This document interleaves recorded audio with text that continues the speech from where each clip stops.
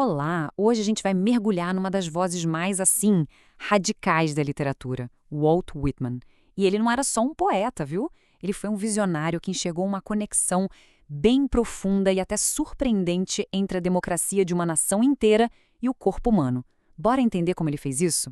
E é aqui que a coisa fica fascinante. Whitman se concentrou em duas ideias que, se a gente parar para pensar, parecem totalmente opostas.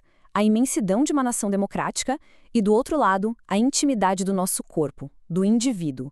Como é que ele conectou esses dois universos? Essa é a grande questão que a gente vai desvendar hoje. Vamos visualizar isso aqui.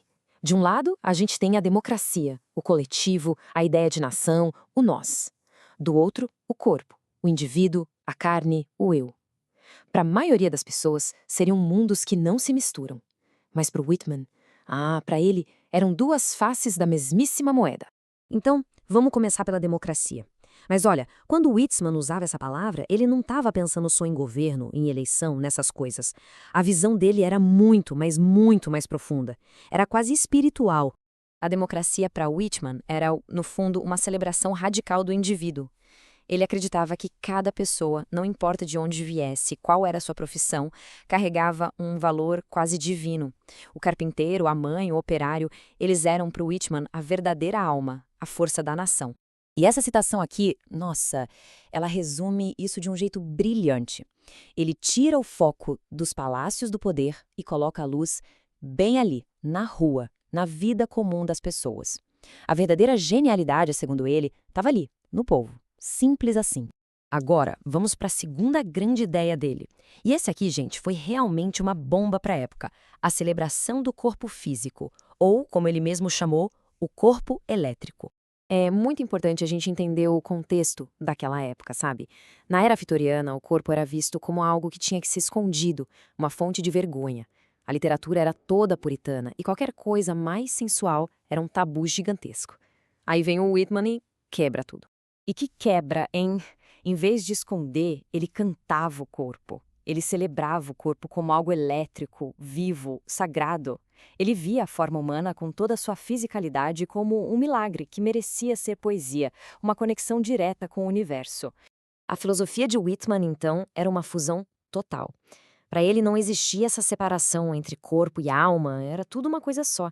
Os nossos sentidos não enganavam, não, eles eram um caminho para a verdade. E de uma forma absurdamente radical para a época, ele declarava a igualdade e a beleza tanto do corpo masculino quanto do feminino. Certo, já exploramos a democracia e o corpo. Mas o verdadeiro pulo do gato do Whitman está em como ele une essas duas forças.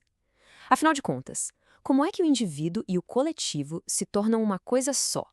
Pois é, a pergunta que guiou a gente desde o começo. Como é que o poeta da nação é também o poeta do corpo? A resposta que o Whitman dá é, ao mesmo tempo, simples e de uma profundidade incrível. E aqui está a grande virada de chave. Para ele, a democracia não era uma ideia abstrata, lá longe, não.